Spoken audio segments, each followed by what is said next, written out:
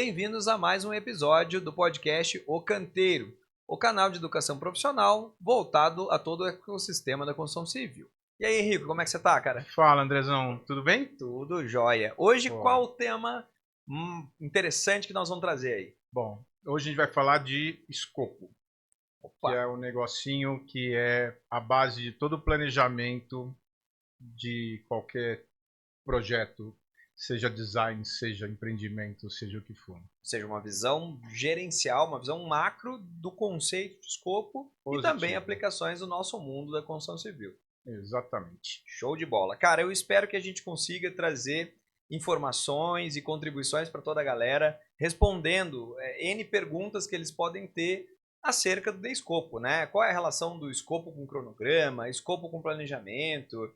Será que com um bom escopo eu consigo fazer um controle de aditivos ou não? Como que eu garanto que eu estou atendendo as necessidades do cliente? Será que o escopo me ajuda ou não? Enfim, eu tenho certeza que a gente vai dividir muita informação com a galera. Então, pode prosseguir, manda bala. Bom, vamos lá. O conceito de escopo é todo o trabalho necessário para entregar um projeto.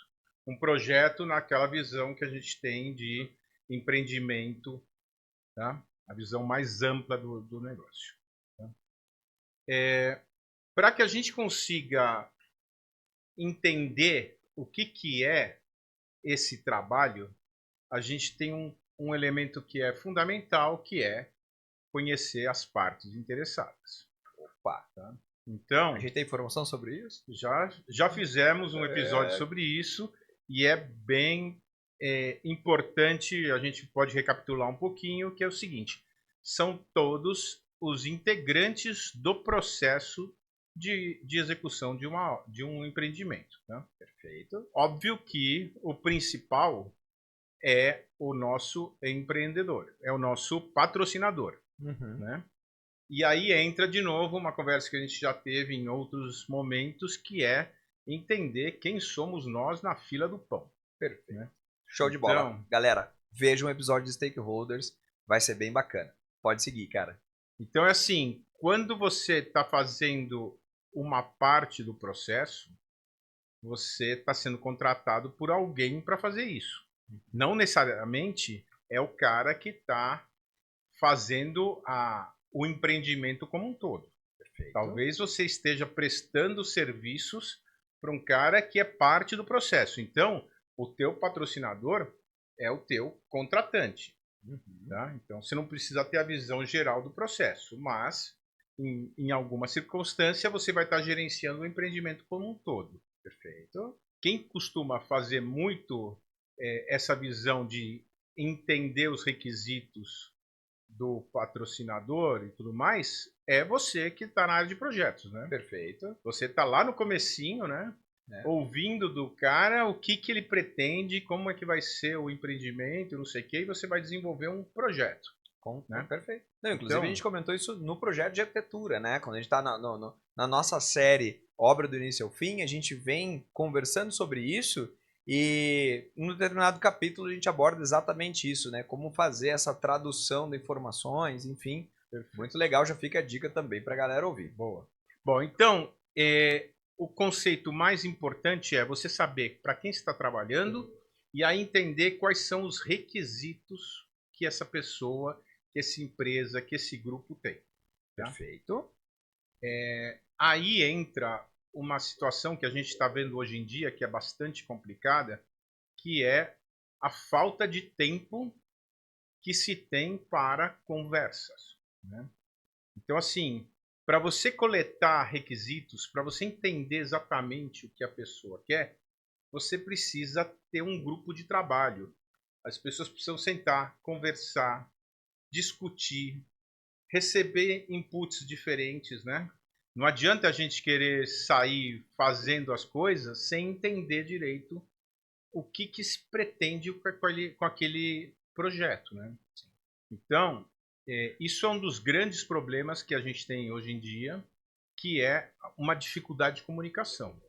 Eu imagino que você, na tua área, você já tenha vivido momentos em que o cara te conta o que ele quer, você escreve um escopo, apresenta uma proposta, o cara valida a tua proposta, você faz o trabalho e no final o cara vira e fala assim, não, mas você não vai me entregar aquilo, né? Exato.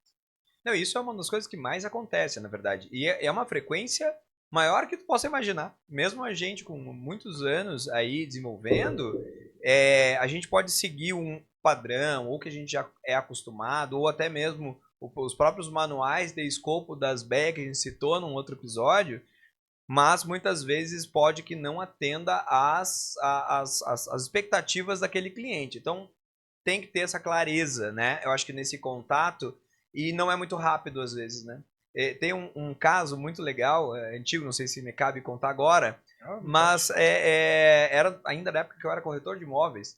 Então foi um caso bem interessante porque eu recebi uma cliente nas ligações rotativas da imobiliária e era uma cliente com bala na agulha e que queria comprar um imóvel de cobertura, né? Mas ela tinha requisitos muito claros. E a cidade era pequena e tudo mais. Então o requisito dela tinha que ser de frente o apartamento, né? E tinha poucos imóveis naquele calibre na nossa cidade e que atendesse ela. Então quando eu desliguei o telefone, eu estava super empolgado, falei, pô, consegui uma venda maravilhosa, fiquei feliz. E os outros colegas falaram assim, não, cara, meu, essa aí todo mundo já atendeu ela, não tem imóvel para ela. Acabou, me jogaram uma água fria. Eu falei, poxa vida, né? Mas eu fiz novas ligações para ela, me aproximei dela para ouvir ela. E o discurso dela, para eu tentar entender o que ela queria, ele estava muito voltado à vista e a sossego. E aí eu falei, poxa, mas peraí, né? E ela tinha restrições muito severas, tipo, não me leva para mostrar não sei o que e tal, não quero ser enrolada, ela era bem sisuda. E aí eu falei, meu Deus, como é que eu faço? Aí eu achei um imóvel que era perfeito para ela, só que era fundos. Se eu ligasse para ela e falasse, olha, eu encontrei um fundos, vamos olhar, ela ia falar, não, né? Era um requisito. Eu falei, vamos comigo, eu quero te mostrar. Fui lá, peguei ela, levei, cheguei lá, a gente anda no embasamento, dá 10 voltas, ela não sabe se ela tá para frente ou tá para trás, subi. Quando chegou lá, ela achou maravilhoso o apartamento e a venda aconteceu. E os caras ficaram puto comigo, porque era um apartamento de fundos. Mas o que acontece? Eu tinha que encaixar nos requisitos dela e às vezes ela não sabia o que ela queria. Na nossa profissão isso acontece muito. O cliente não sabe o que ele está te pedindo a nível de projeto, o cliente pode não saber o que ele está te pedindo a nível de obra, o cliente pode não saber o que ele está querendo a nível de reforma, a nível de muitas coisas. Então, contei essa história porque essa clareza que tu coloca e o problema do ruído de comunicação salva a nação, salva vidas, né? Positivo. Então, olha só que interessante aqui. A gente já falou de stakeholders, ou de partes interessadas. A gente já falou de comunicação, né? Uhum. E tudo isso está dentro de um conceito, de um negócio que é como você faz para gerar um escopo, né? Perfeito. Então é tudo muito interligado, né? Então a gente tem capítulo de comunicação também que a gente explica como a gente tem que se comunicar, né? Uhum. Então assim é tudo bastante interligado e integrado, né? Sim. É bem interessante. E assim, muitos problemas de obra acontecem porque os projeto design, tem erros, tem problemas, e que eu entendo, assim, ao longo da minha carreira, eu já vi muito isso, que você vai fazendo um projeto, aí de repente o cara vira e fala, o teu cliente, não, mas eu quero isso de outro jeito, e aí você tem que arrumar um projeto, e na hora que você está fazendo ele no meio do caminho, você já perdeu coisas que fazem com que o projeto deixe de estar redondinho, não é? Sim. Não, muito, muito, muito. Isso ocorre demais. Bom, então, voltando na linha do que a gente precisa para desenvolver um bom escopo, a gente tem que ter essa clareza, essa comunicação, ela tem que ser muito boa, a gente tem que conseguir fazer com que a gente consiga transmitir ou receber todas as informações. E assim, galera, escopo, ele pode ser de um monte de coisas, tá? Então, por exemplo, o engenheiro da obra, ele define escopos na hora em que ele chama um empreiteiro para fazer um serviço, né? Então, nessa hora, você, engenheiro, é o patrocinador daquele fornecedor. Então, se você não deixar claro para o empreiteiro que ele vai ter que dar aquela mão de obra de apoio, ele não vai orçar isso. Sim. Então Não, isso vai estar fora do escopo. E vai chegar uma hora que o cara vai vir e vai te cobrar um aditivo porque o escopo não estava claro. perfeito. Não, excelente, excelente. É aquela questão que a gente estava comentando antes, né? De colocar o que está incluso e não incluso muito claro. Porque aí, às vezes, isso deixa uma margem e aí alguém fica não atendido. Ou você, para atender o cara, tem que acrescentar escopo, trabalho, ou tu acrescentou demais, o cara não vai querer pagar e aí também dá pau. Com É muito certeza. interessante isso. Sim. Então, escopo não é só o projeto de um prédio corporativo. Escopo é a contratação do empreiteiro. Uhum. E aí, Escopo é a relação que você tem de trabalho, e isso tem num outro episódio que a gente fez, em que a gente fala sobre assinar um contrato entre as partes, em que a gente declara o que o outro vai fazer de uma maneira absurdamente clara e transparente, e isso faz com que o negócio funcione, né? a coordenação e a liderança, na essência, é gestão de contrato de trabalho no dia a dia, né? Sim. Isso se traduz dessa forma. Perfeito. Muito bom. Muito bom. Bom, então vamos lá. O que compõe um escopo bem definido? Uma descrição clara das atividades, os critérios de aceitação daquelas atividades, quais são as entregas.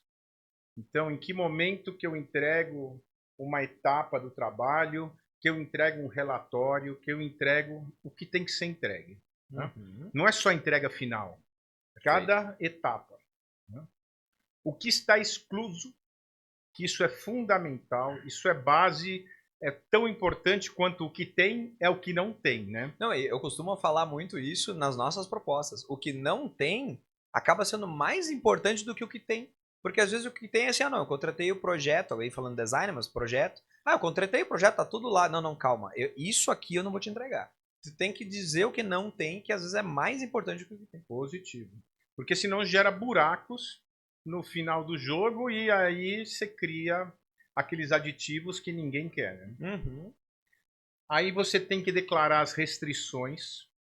E aí restrição, via de regra, é tempo e dinheiro. Tá? Isso tem que estar claro. Então, na hora que eu vou desenvolver um projeto de um prédio corporativo de não sei o que, eu tenho que falar que eu não posso gastar mais que 150 milhões. E essa obra tem que estar pronta em 2 anos.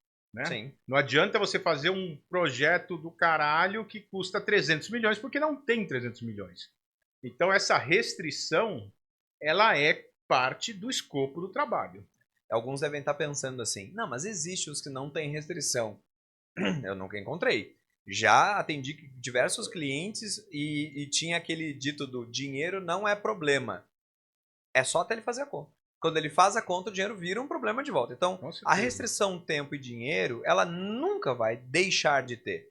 Às vezes o teu, como eu estava falando, o teu patrocinador, a gente costuma chamar de o teu tomador de serviço. Então, alguém recebe o serviço de alguém. Sim. Então, o tomador do serviço, por mais que às vezes ele te diga, não, dinheiro não é problema. Galera, vai ser. Porque não existe dinheiro infinito e não existe tempo infinito ou que tu consiga voltar no tempo. As duas restrições são brilhantes. Tem que sempre tem levar uma em conta. terceira. Na verdade, tem mais duas. Tá? A terceira é qualidade. E a quarta, que não é uma clássica, mas para mim é tão importante quanto, é segurança. Perfeito. Então, quando a gente está desenvolvendo qualquer trabalho, a gente tem um padrão de qualidade a atingir, um custo a atingir, um tempo a atingir, e tudo isso preservando a segurança de quem está trabalhando e quem está fazendo a coisa acontecer, certo? Excelente. Então, resume para mim. Para te elaborar um bom escopo, você precisa cuidar de quatro elementos restritivos, vamos chamar assim. 6. 6. Ah, não, peraí. As das restrições.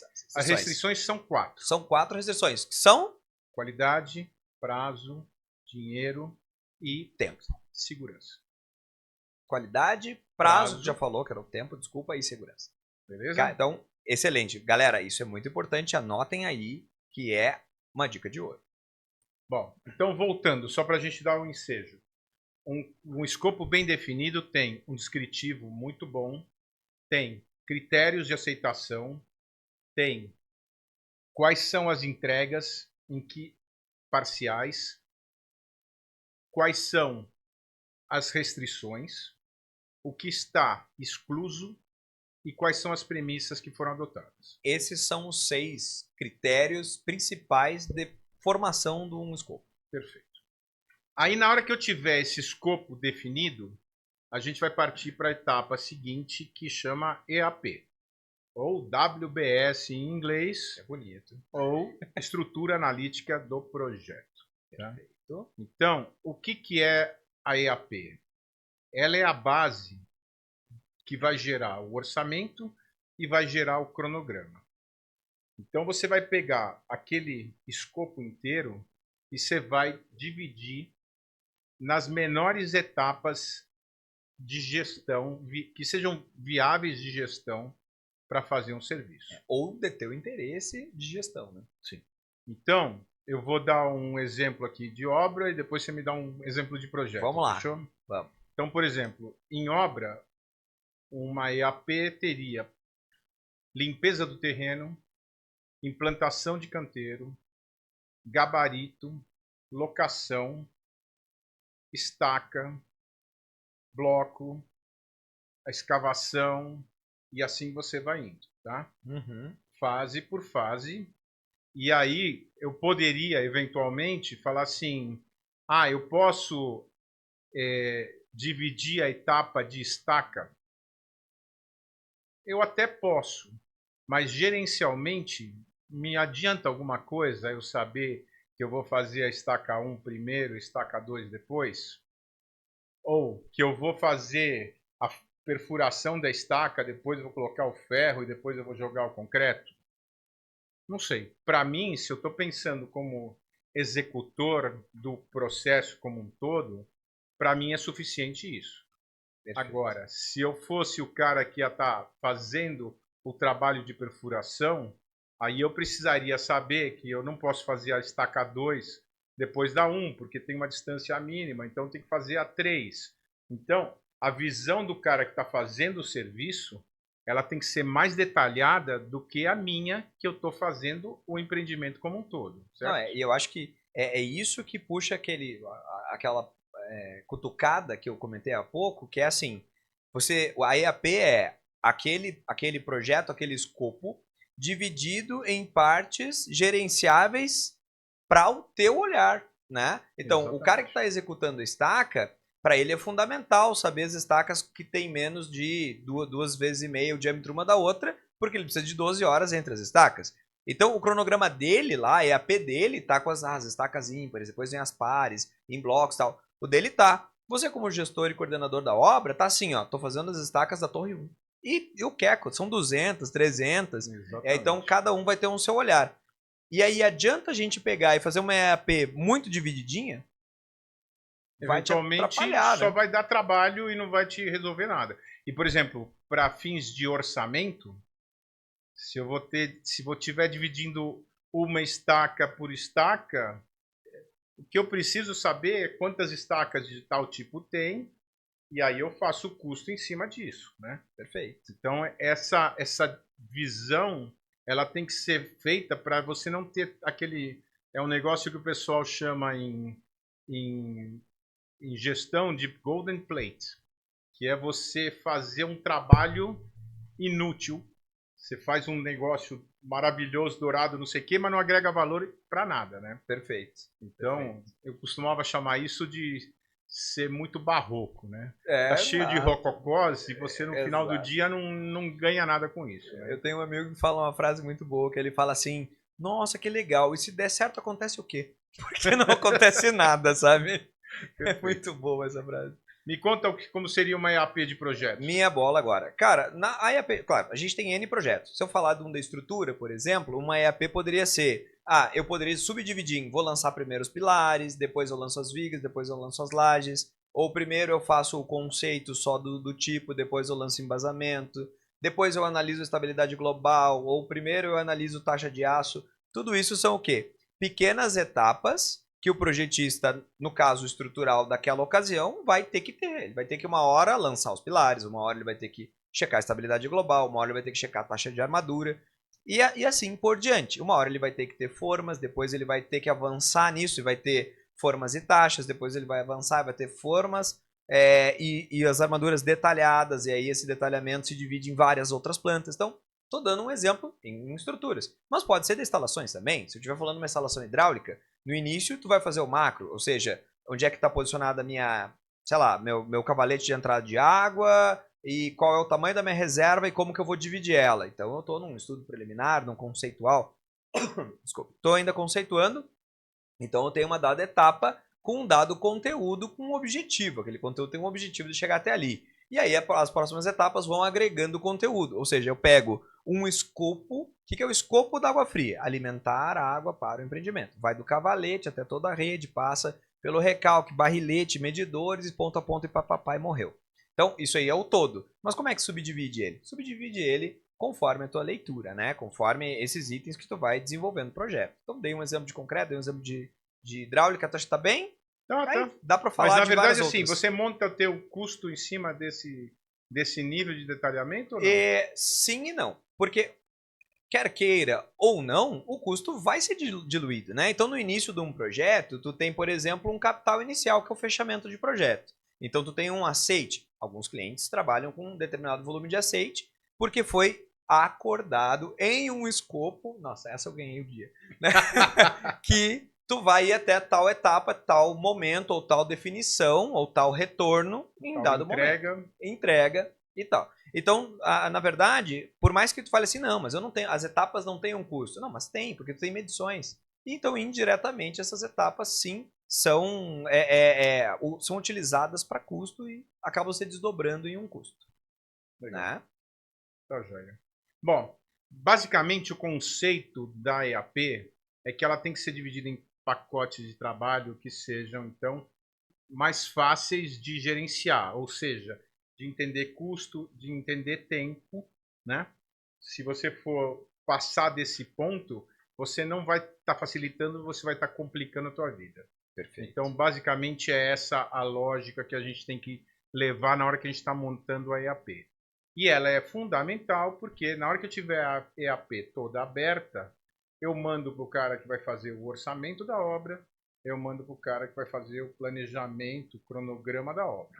Excelente. Né? Então, essa é a integração do escopo com custo e com prazo. Perfeito. Beleza? Bom, aí a gente vai para uma etapa seguinte, ainda dentro do gerenciamento de escopo, da gestão de escopo, que é começar a fazer os serviços. Então, na medida em que eu vou fazendo os serviços, eu preciso fazer entregas. Uhum. E essas entregas, elas já estão definidas quando a gente concebeu o escopo, a gente falou sobre entregas e a gente falou sobre qualidade, né? As restrições e todas as coisas, e você consegue ir gerando entregas parciais.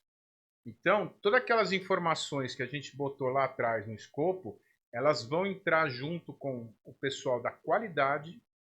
Isso é um outro capítulo. Eu queria falar, qualidade é um mar de coisas para se falar. Com né? certeza. E aí, então, assim, você vai pegar a gestão de qualidade, verificar se aquela entrega está correta, se está aderente ao padrão que foi estabelecido, e aí você parte para fazer a entrega. Né? E aí entra uma visão que a gente precisa ter muito claro, porque normalmente a gente entende entrega como entrega final, né? Perfeito. Só que entrega final é a soma de um monte de entregas intermediárias. Que se você não fez uma boa entrega intermediária, você não vai ter uma boa entrega final. Então, dentro de um programa de qualidade, se um estudo preliminar não estiver bom, o projeto básico não tende a estar bom, né? É como se tu tivesse conceituado errado. Depois de conceituado errado, por mais que eu detalhe brilhantemente bem, o conceito está errado. Então não adianta nada. Então, por exemplo, quando a gente faz uma parede, a gente tem que fazer uma parede bem feita, porque depois vai ter 2 centímetros de massa, depois vai ter uma massa corrida, depois vai ter uma pintura. Se você não fez bem a alvenaria, você vai ter problema com a massa. Depois, se você não fez bem a massa, você não vai entregar, não vai ter pintura que resolva uma parede mal feita, né? Perfeito. Então, esse conceito de qualidade, é fundamental que ele esteja presente e esteja claro lá na definição de escopo. Uhum. Então, o que é o que é uma entrega? E na hora que você estiver fazendo a gestão das entregas, você está garantindo que o teu produto final seja bom. Sim. Né? Então, essa é a lógica do processo. Então, estamos aqui falando já de entrega ainda dentro do conceito de escopo. Né? Não estamos discutindo aqui o custo disso, nem o prazo, mas Claro. estamos falando de escopo ainda. Tá? Sim, sim, sim. E aí depois tem um negócio que costuma ser o grande ponto onde todas as merdas se somam, que são as mudanças de projeto. Uhum. Né? Então, quando a coisa começa errada, vai refletir lá na frente, quando você vai ter um monte de aditivos, quando você vai ter um monte de custos que não estavam considerados, porque todo aquele planejamento não foi bem feito. Né? Uhum. Então, se o teu cliente não entendeu, você não entendeu o teu cliente, na hora que terminar o processo, fala assim, não, mas aqui não é o que eu quero. E aí você vai ter um retrabalho, ou ele vai ter um aditivo, ou, bom, e no final do dia ninguém vai estar feliz, né? Exato. Porque você não conseguiu fazer essa gestão apropriadamente ao longo do tempo, né? Sim, sim, sim, sim. Eu costumo falar um pouco nesse quesito, nessa clareza, que é subterfúgios para os clientes tomarem a decisão. Às vezes eu noto que a gente passa uma solução técnica e o cliente talvez não esteja no momento, não está com a cabeça naquilo ali, e ele olha e fala, ah, tá bom, é isso, segue. Só que ali era importante ele ter prestado atenção no que eu estava falando em termos de prós e contra de cada solução. E aí ele faz uma escolha. E eu vou prosseguir com aquela escolha. Mas quando chegar lá na frente, se ele se arrepender daquilo ou for mudar isso, já é um desgaste, né? Então, tem que se ter subterfúgio para tomar as decisões têm que ser tomadas no momento certo, para que o desdobro do teu fornecimento de trabalho aconteça de maneira saudável, né? Sim. Então, galera, assim, é muito, muito importante que a gente consiga entender todo esse processo e fazer ele com qualidade. Né? Sim, Porque no final do dia, a alegria e a tristeza estão muito relacionadas ao quanto você conseguiu ser precavido e ter feito um bom planejamento. Né? excelente. Eu já cansei de ver obra em que você acha que está indo, mandando muito bem e no final você não está satisfazendo o cliente porque em alguma etapa dessas não estava claro, não foi bem entendido, não foi bem comunicado e tudo mais. Né? Ele não tá nem mais olhando para aquilo ali, né? Às vezes é um conceito que 2 passos para trás ele ficou. Não, eu ia usar a palavra inseguro, mas sabe o que eu sinto? É desconforto. Às vezes a gente vê que aquilo ali deixa ele numa posição desconfortável. E aí você cutuca e fala assim, mas tu tá bem com isso? Ah, quando a resposta inicia assim, eu tenho. Cara, ele tá desconfortável. Então, se tu não tratar disso nesse momento, isso só inflama. É como se tu tivesse um problema e tu fosse cobrindo esse problema. Ou se tu tivesse uma imperfeição numa parede. Se tu for dando camada em cima, essa imperfeição às vezes vai crescendo Sim. do que tu consertar a imperfeição. Então não dá para remendar às vezes. Então, durante o desenvolvimento dessas fases, em busca de entregar corretamente o teu escopo, se alguma coisa desandar e tu prosseguir, a tendência é tu não ter muito controle sobre mudanças futuras, né? Sim. E aí volta a falar da importância de um escopo claro, das etapas da EAP, né? Eu queria comentar um negócio de EAP, que daí é um extra, um plus, mas que é essa história da estrutura analítica de obra para o projeto. Então, quando a gente está fazendo o projeto, em algumas situações, principalmente de BIM, a gente tem a questão do 4D. Né? O que é o 4D? É o fazer simulações daquela obra sendo construída digitalmente. Né? No limite, BIM é construção virtual, então gestão 4D seria eu vincular tempo a todos aqueles elementos daquela obra. Uhum. E aí é bacana porque tu enxerga a obra construindo. Quem é o ponto central de tudo isso aí? É a EAP. Né? Então, só que essa EAP, ela tem um olhar que pode variar muito. E eu estava até conversando recentemente com, vamos dar um exemplo de alvenaria, vedações. Todo um dado pavimento, se eu tiver uma equipe grande, né, eu posso, ou uma equipe razoável, e um pavimento razoável, eu posso subir as vedações de todo o pavimento. Se eu tiver uma equipe menor e mais tempo para produzir aquela obra, eu talvez pegue esse pavimento, divida ao meio, e na minha EAP, no meu controle, eu vou estar assim: quinto pavimento fundos, quinto pavimento frente, sexto pavimento fundos, sexto pavimento frente. Minha EP já pegou o pavimento e dividiu em 2. Mas eu posso também dividir isso por torre, eu posso pegar a torre e dividir em 4. Isso é o quê? O resumo da ópera. A EAP ela deve ser divisível ou dividida em partes menores, conforme o teu interesse e conforme os teus requisitos, seja de tempo, de grana, que são ali os principais que tu colocou. Sim. E eu acho que isso é fundamental, porque não chega no projeto. E às vezes quando eu quero fazer um gerenciamento 4D, eu pergunto para o cliente: e aí, como é que tá a tua EAP? Ele fica: olha, ainda vou ver, tal, ainda não fez, e o negócio tá andando. Uhum. Então é muito complicado trocar o pneu. Depois, se tiver o projeto pronto, você não consegue mexer de volta. Me dá um puta de um trabalho, porque eu tenho que criar isso um parâmetro e pôr lá dentro de cada elemento. E é um parâmetro baseado na identidade. Olha, esse joelho aqui, de CPF tal, tu entra só na 5ª semana de dezembro. Né? Não tem. Na terceira semana de dezembro. Se eu não fizer isso e o cara falar: não, mas muda agora, eu tenho que voltar botando esse parâmetro de tempo em cada elemento, fazer filtros, é um saco. Então, no BIM, costuma-se falar muito tem que definir as coisas antes.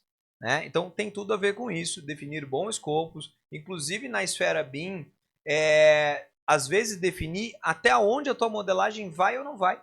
Hoje mesmo eu estava fazendo uma reunião sobre nuvem de pontos, com um cliente que nunca viu uma nuvem de pontos na vida, e é um cliente importantíssimo, inclusive por questões de confidencialidade eu não posso nem falar a cor, senão todo mundo sabe, mas a ideia é que ele contratou todo o serviço, pacote completo, levantamento nuvem de pontos, edificação histórica, tudo, e o cliente final não faz ideia como se manipula isso. Então, tu imagina que eu tenho um escopo com um entregável e que ele não sabe conferir, não sabe olhar. Como eu vou atender a expectativa dele? O que eu fiz? Marquei uma reunião hoje para abrir, mostrar o software, falar: gente, olha aqui, é isso que acontece, é assim que funciona, serve para isso. Todo mundo: nossa, não sabia, muito obrigado, adorei. Teve que ter esse momento. Eu acho que isso faz o link com a clareza da comunicação, tempo de comunicação, né? É muito importante para que isso gire e funcione. Basicamente, assim, o que move, o que gera qualidade nos processos é a transparência, é uma relação com comunicação, porque tem tecnologias que você não conhece e o teu fornecedor conhece. Então, o cara que está contratando nem sabe o que ele está contratando, né? Perfeito. Agora, se ele não tiver a paciência ou a condição de te ouvir, de te entender, não vai ter jeito de você dar a qualidade que poderia dar, né? E nesse link que tu tá falando de tecnologia, pode dar um exemplo bobo. Imagina o cara contratou um piso industrial. Ele recebe um piso, ele vai procurar armadura, não tem. Ele fala: teu piso tá errado, não tem armadura. Ele fala: não, mas é um piso feito com fibra. Ele não tem armadura. Mas e como é que eu faço? O que eu faço?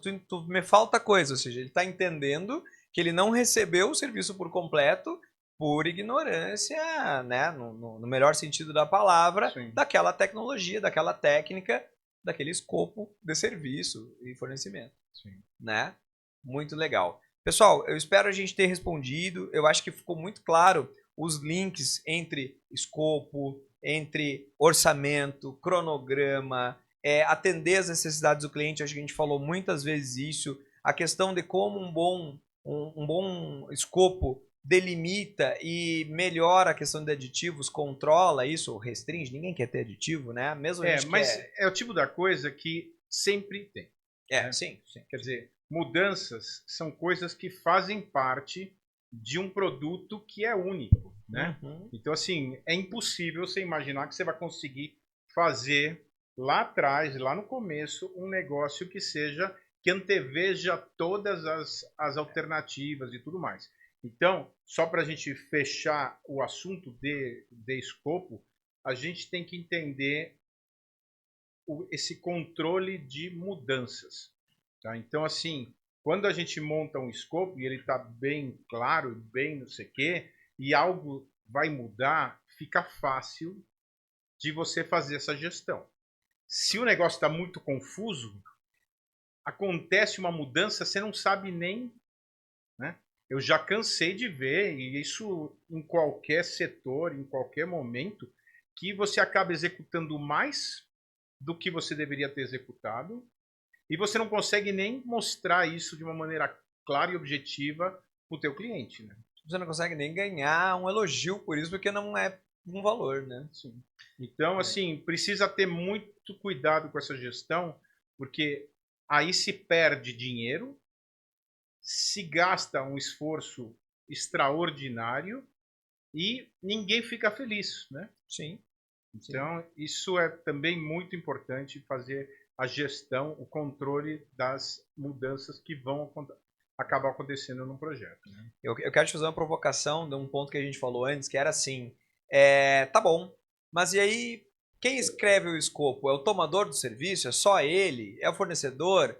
E aí a gente falou, e aí eu me lembro que respondeu, negativo. E tá certo, né? Eu queria que você falasse um pouco sobre isso, Sim. sobre nessa relação, quem que deveria ou não escrever o escopo? Na verdade, é bilateral? É um consenso? É multilateral, né? Sim. Na verdade, e aí entra aquele assunto que a gente falou mais cedo, que é o quanto as pessoas se dedicam a isso, né? Uhum. Então, muitas vezes, e assim, a gente já falou disso, mas um comprador vem com uma carta convite, você vai lá, faz uma proposta, o cara negocia com você, pega o menor preço e, meu, não era aquilo, né? Exato, E exato. chega lá no fim e tá todo mundo insatisfeito, você tá fazendo mais do que você recebeu para fazer, o cara não tá feliz porque não, né? Então, assim, as coisas impostas não costumam dar certo. Perfeito. O processo tem que ser construído antes de construir, né? Mas você precisa construir um consenso, ou se não precisa ter consenso. Alguém pode virar e falar assim, quem manda aqui sou eu. Mas quem manda aqui sou eu tem que assumir as consequências de ter decidido, né? Exatamente. A decisão é Então, dele, mas o ônus e o bônus é dele, né? positivo. Excelente. Não, isso é muito importante. Eu quis fazer essa provocação para ficar claro que é multilateral, como tu bem disse, né? Ou seja, quem está fornecendo tem que se preocupar em colocar todos esses itens dentro do escopo dele, e às vezes a gente vê propostas comerciais no nosso meio que é duas linhas, tipo projeto hidráulico, tantos mil. Mas e aí, sabe? Tu vai da onde para onde, entra o legal, tu solicita a viabilidade, eu solicito a viabilidade, tu já tem, não tem? Se tiver e mudar, se não tiver e não mudar, se tiver que fazer uma pressão de rede. Cara, tem 1 trilhão de perguntas. Então, quanto mais maduro normalmente aquele profissional é daquela área, mais ele tomou na cabeça, para, né, falar um francês mais suave, né, ele consegue colocar lá restrições, alertas, e aquilo ali traz clareza para o cliente. Né? Em diversos momentos aconteceu já de propostas por exemplo, assim, o cliente fala, não, mas eu quero que tu estime dias. E nós colocava lá, tantos dias. Sabe quantas vezes a gente brigou depois disso porque um dizia que era útil e outro dizia que era corrido? Cara, é muito besta, mas a gente brigas homéricas disso. Então, assim, cara, coloque lá dias úteis, dias corridos. É besta, vou levar 10 dias. Mas na hora do pau quebrando, é 10 úteis ou é 10 corridos? Porque, cara, sei lá, 30% a menos. 10 corridos, tu tem uma semana em 2 dias, 3 dias. 10 úteis é 2 semanas. Então, cara, muda muito. Sim. E volta tudo e recai naquela clareza que a gente costuma falar. Beleza. Galera, espero que a gente tenha contribuído com esse episódio. Assistam os demais, nos acompanhem, deixem joinha, perguntem e a gente está aqui para construir conhecimento, que é o nosso objetivo. Obrigado, Henrico. Valeu, André. Até a próxima. Até a próxima. Valeu, galera. Até mais.